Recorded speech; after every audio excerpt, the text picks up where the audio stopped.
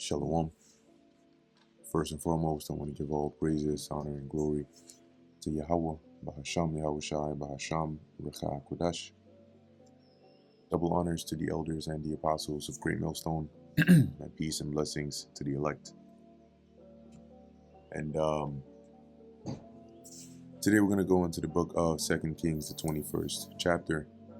And in this chapter, we read a little bit about Manasseh, with the great deal of wickedness that he did. I mean, the great deal of wickedness, right? But as we, when we get into the book of Chronicles, right, First and Second Chronicles, because you notice that as we've read and we continue to read in the book of Kings, there are references to the book of Chronicles, right? About the rest of the acts of such and such, are they not written in the book of Chronicles, right? And so when we read the book of Chronicles, it pretty much is the same story. When I say the same story, I mean it's the same events, but it's more detailed. What happened here, a bit more information here, as where the book of Kings is a bit more like the main points, right, that are happening here. So when we get to the book of Chronicles and we read about Manasseh there'll be a bit more context as to the things he did, and so on. So this is the book of 2 Kings, chapter 21, verse 1. Manasseh was 12 years old when he began to reign, and reigned 55 years in Jerusalem. And his mother's name was Hephzibah. And as we read before, it's interesting because Manasseh's father was Hezekiah, which was a righteous king, right? And then Manasseh comes on the scene and does all this wickedness. But like I said, as we read later on, and even in the Apocrypha, right, you read the prayer of Manasseh, he actually ends up repenting, and we'll go into detail on that. But if you want to read ahead of that, you can, find I think it's 2 Chronicles 33, and read the prayer of Manasseh, and you'll get that context there. So 2 Kings chapter 21 verse 2, and he did that which was evil in the sight of the Lord Yahweh, after the abominations of the heathen, whom the Lord cast out before the children of Israel. And primarily, right, the families of the Canaanites, the Lord told us before we got into that land, the things we should not do, how we should not follow their customs. And really, that's one of the main reasons the Lord had the campaign, right, or the campaigns led by Joshua of Israel, driving out these nations from that land, okay, and not leaving any, but Israel wasn't able to accomplish that. So you still had some remnants of the heathens around. Long story short, this guy Manasseh basically went full on steroids in idolatry and all manner of wickedness. For he built up again the high places which Hezekiah his father had destroyed. And he reared up altars for Baal, and made a grove, as did Ahab, king of Israel, and worshipped all the hosts of heaven, and served them. Okay, so those the righteous things that Hezekiah did, Manasseh came and reversed that, right? And as it says, he worshipped all the hosts of heaven and served them. So you can imagine, from the stars to the constellations to the angels, to all the various entities they believed were in the heavens, they worshiped them, right? Which is going off. Verse 4, and he built altars in the house of the Lord Yahweh. So not only did he set up rear up the groves again, right, and set up altars around the various places for Baal, right, he also built altars in the temple of the Lord, of which the Lord Yahweh said, in Jerusalem will I put my name, which is blatant disrespect, right? Because as we just said, we're talking about the same temple. The Lord said he's going to put his name in there. And literally the first commandment is not to have any other gods before me. And this guy is so headstrong, if you want to, if that's even the right word to use, but so wicked that he goes as far as to um, build an altar in the temple of the Lord. And he built altars for all the hosts of heaven in the two courts of the house of the Lord.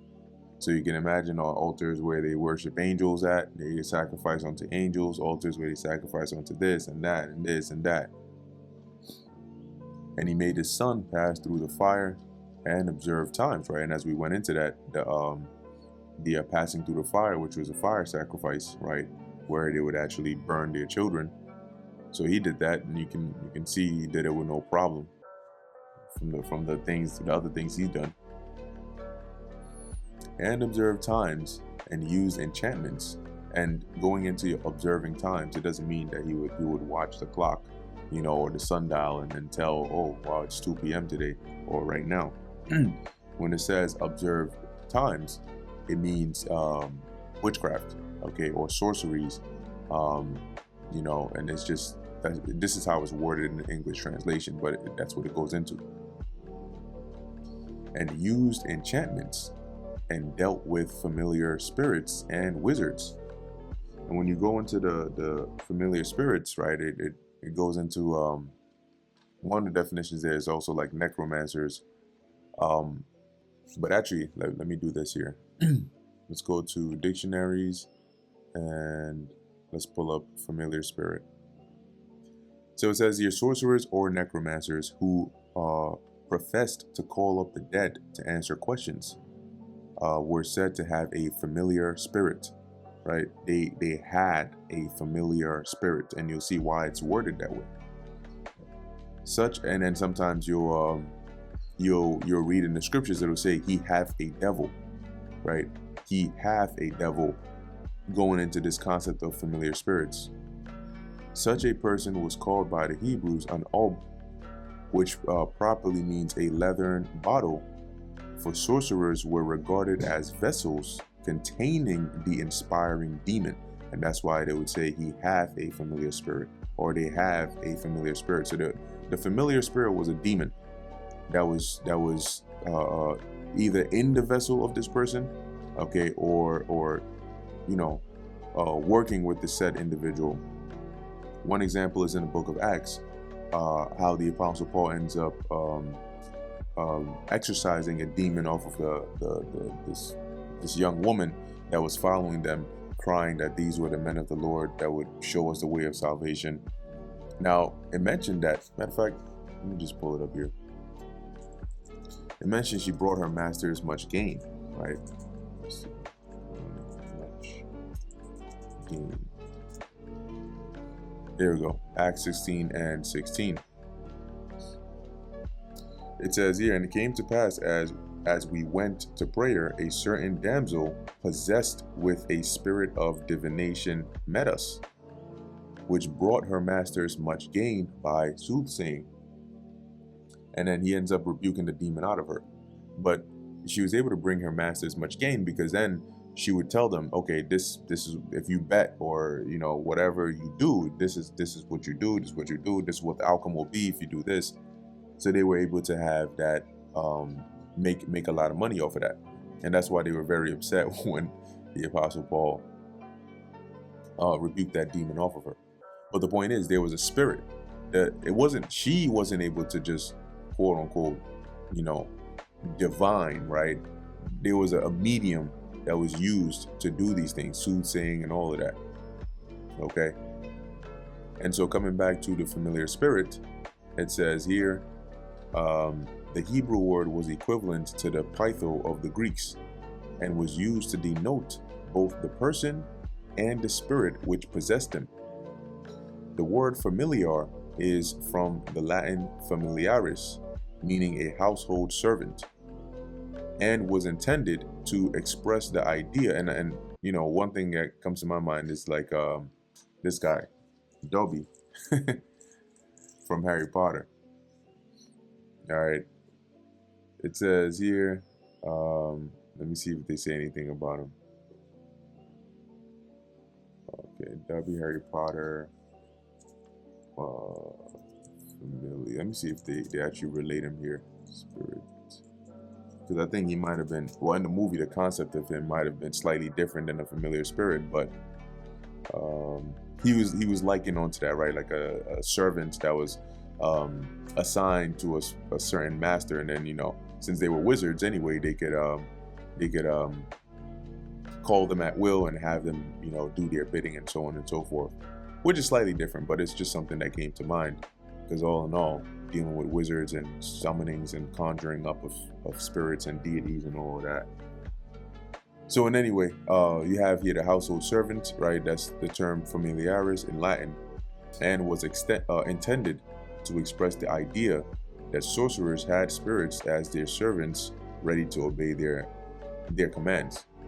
So you can definitely do more research and learn more or read more about familiar spirits, why it's mentioned that way, but just to give you an idea of why they were called familiar spirits, or, you know, what exactly does that mean and what do they do. So basically Ahab was dealing with it all. Not Ahab, Manasseh was dealing with it all. He wrought much wickedness in the sight of the Lord Yahweh to provoke him to anger. And he set a graven image of the grove that he had made in the house, of which the Lord Yahweh said to David and to Solomon his son, in this house and in Jerusalem, which I have chosen, out of all tribes of Israel will I put my name forever. And so Manasseh goes ahead and sets up a graven image, right, which is an idol. And here it says a graven image of the grove, right? Now, generally, a grove is typically like trees, like under certain trees, right? A certain gathering of trees, right? So to make an image of that, an idol of that, you know, is he making an idol of trees? So when you actually look into this word grove here, the Hebrew word goes to Asherah, and you have here they define it as groves for idol worship, and then you also have here a Babylonian Canaanite goddess of fortune and happiness, the supposed consort of Baal, her images. So when you look up Asherah, right, I looked up Asherah deity. It says here, Asherah was a Canaanite goddess and mother of the gods. She was also known as the Queen of Heaven. And here's you know, some artistic depiction here. It says here, Mother Goddess Asherah was the mother of the Canaanite pantheon and was associated with fertility. Asherah was the consort of El. So, you know, so really ultimately those people that say, oh, God is a woman and all that, that's really going back to the Queen of Heaven worship, the Queen of Heaven spirit, as they're showing here, Asherah being the you know, the top dog as a woman, right? It says here, Asherah was the consort of El, the chief god, and later Baal. Asherah was associated with sacred trees, lions, and serpents. All right. The Bible mentions Asherah and her cult objects called Asherah or Asherim more than 30 times. Let me see if they show any precept. Okay, no. And then there's more stuff there on that. Yeah. So when you go in, matter of fact, let me see here. Consort of El. Consort. It says here a wife, husband, or companion, in particular the spouse of a reigning monarch. So when you read about partner, mate, whatever, when you go into here, it mentions her being a consort of El, the chief god, and then later Baal. So you get the message, right? So Ahab, I don't know why I keep saying Ahab. It's a spirit. Maybe this guy was Ahab. But Manasseh goes ahead and does this, right? He builds altars in the temple. He goes ahead and builds this idol of Asherah, right? This idol of this Queen of Heaven in the temple. Verse 8, And so then continuing in verse 7, right, this same temple the Lord said he chose, right, and put his name there forever. Verse 8, neither will I make the feet of Israel move any more out of the land which I gave their fathers, only if they will observe to do according to all that I have commanded them, and according to all the law that my servant Moses commanded them. So basically, I put my name in this land, in this temple, and my plan was to, keep you here, keep you stable, keep you good, so long as you follow my laws, statutes, and commandments. Guess what? Verse 9, but they hearkened not. And Manasseh seduced them to do more evil than did the nations whom the Lord Yahweh destroyed before the children of Israel.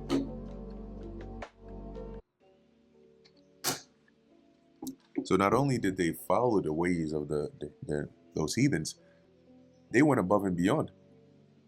Maybe teaching the heathens a thing or two about wickedness, which is crazy. Verse 10, and the Lord Yahweh spake by his servants the prophets, saying, because Manasseh king of Judah hath done these abominations, and hath done wickedly above all the Amorites, right, above all that the Amorites did, and these were heathens, which were before him, and hath made Judah also to sin with his idols. Therefore, thus saith the Lord Yahweh God of Israel, behold, I am bringing such evil upon Jerusalem and Judah, that whosoever heareth it, or heareth of it, both his ears shall tingle. So the Lord was very upset. And as it says here, right, he spake by the mouth of his prophets, right, those that were on the scene at the time. You can imagine, I believe Isaiah should have been on the scene at the time as well, considering he was there during the time of Hezekiah. But anyway, I'll look that up afterwards. But the Lord was upset, and as he mentioned by the mouth of his prophets, basically this guy he was the last straw that broke the camel's back, so to speak, right? And the Lord is saying, because of all this wickedness that Manasseh is doing, and Israel is following suit, and at this point, the southern kingdom predominantly, the Lord said he's going to bring this judgment, right? And this judgment is going to be so crazy, so bad, so unheard of, that anybody that hears it, their ears are going to tingle, like they're going to be like, damn, yo, whoa, that's crazy. And I will stretch over Jerusalem the line of Samaria and the plummet of the house of Ahab. Now the line of Samaria, when you go into that line, it goes into a measuring line. And a plummet is a device that was used to measure the depth of water, i.e.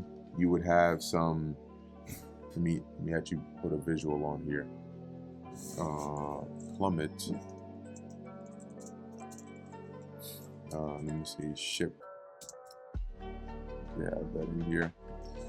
So okay, so here's an example. So here you have this heavy device or rock or stone or whatever was attached to the end, and then you had this rope, this long rope, and I believe it had some measurements on it too, if I remember correctly.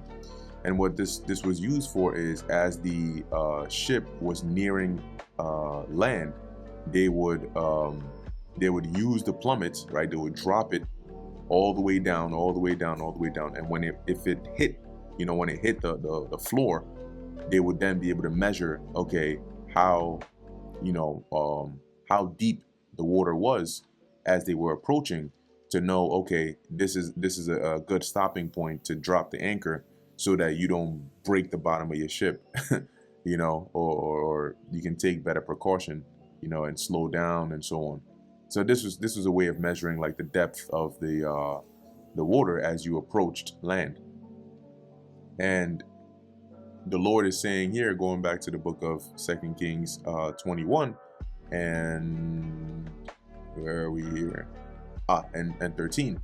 When he says, I will stretch over Jerusalem the line of Samaria and the plummet of the house of Ahab, these are both, the line and the plummet are both measures, right? Measurements. In other words, the Lord is saying here, I'm gonna bring judgment upon Jerusalem right?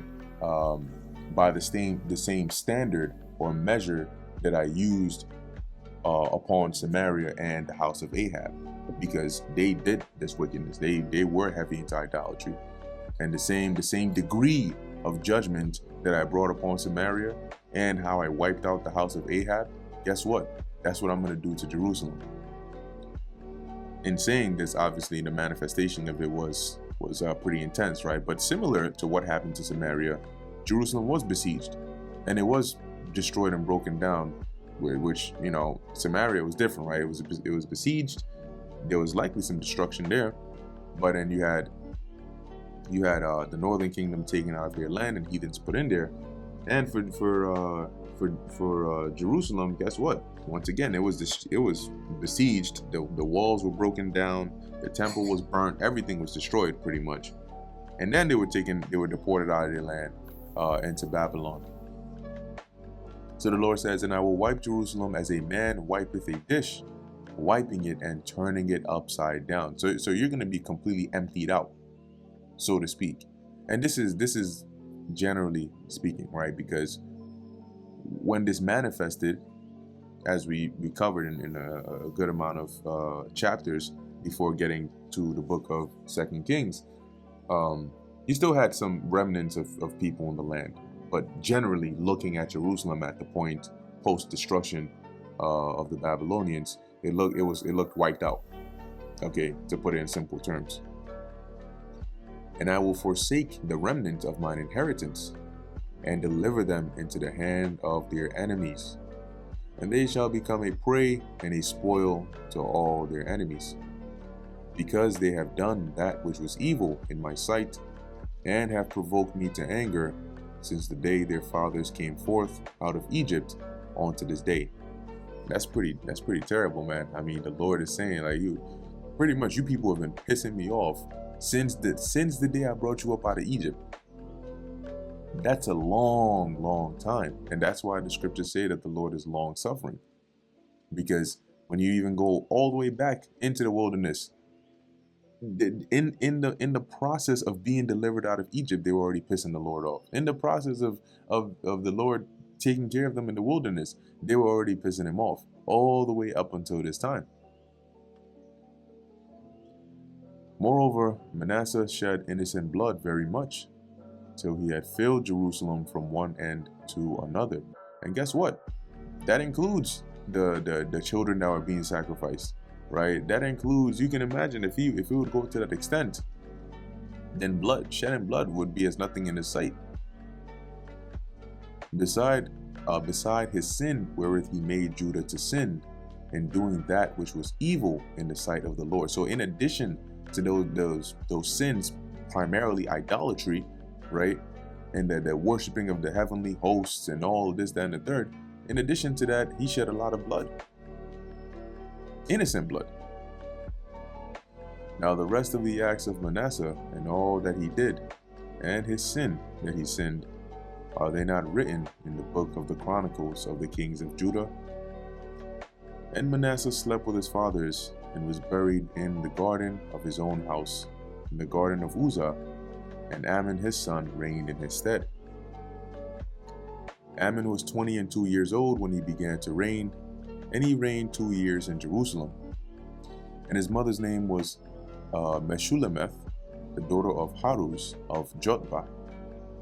And he did that which was evil in the sight of the Lord Yahweh, as his father Manasseh did." And you can probably imagine with the degree that Manasseh went to as Amon was growing up. This is probably what he was exposed to. This is what he saw, and this is what he grew up with and continued in. And ultimately, you know, that's not an excuse, right, to say that had the Lord put within him a righteous spirit, he would have done a U-turn. But that wasn't his lot. So he continues in this wickedness that his father did, and he walked in all the way that his father walked in, and served the idols that his father served, and worshipped them. That's Baal, that's Asheroth, that's all the ones that Manasseh set up. "And he forsook the Lord Yahweh, God of his fathers, and walked not in the way of the Lord. And the servants of Ammon conspired against him, and slew the king in his own house. Now, for what reason they did, it doesn't say. And the people of the land slew all them that had conspired against King Ammon. And the people of the land made Josiah, his son, king in his stead. And so, right here we start to see the mention of Josiah, which is an indication that, because he was one of the last kings prior to Israel or Jerusalem being overtaken by the Babylonians. Now the rest of the acts of Ammon, which he did, are they not written in the book of the Chronicles of the kings of Judah? And he was buried in his sepulchre in the garden of Uzzah, and Josiah his son reigned in his stead. And that brings us to the end of the book of 2 Kings, the 21st chapter. Now, before closing it, I want to take a look here. As I mentioned before, you can always look up kings and the prophets of Israel and Judah. And if you wanted timelines, you can type that in as well. Here's one image here. Cool. So where we are right around, let's see. We're right around Manasseh, right? So Manasseh, they have him here. And okay, so according to this is what somebody put together, right? But according to this timeline, you had Isaiah, which was, at least in the time that we're reading here, Isaiah was there up until the time of Hezekiah. And then during the reign of Manasseh, the scriptures do mention like the servants, the prophets, but it doesn't mention them by name, right? So that's probably why these areas are blank. But then as we come down to Josiah all the way down to Zedekiah, that's when you have Habakkuk, Zephaniah, Jeremiah, right? He wrote Lamentations as well, which we went into that, right? We went into that, into those books, right? You also had Jeremiah during the captivity, right? You had Jeremiah, Haggai, Zechariah, Malachi, and we went into those as well as Daniel, Ezekiel. But interestingly enough, there is Nahum over here, and we'll get to these books soon enough. But like I said, you can always just look this up online if you want some diagram or some side to side to help you look at who were contemporaries with who, and so on and so forth. So anyway, with that, Lord willing, this is edifying to the elect.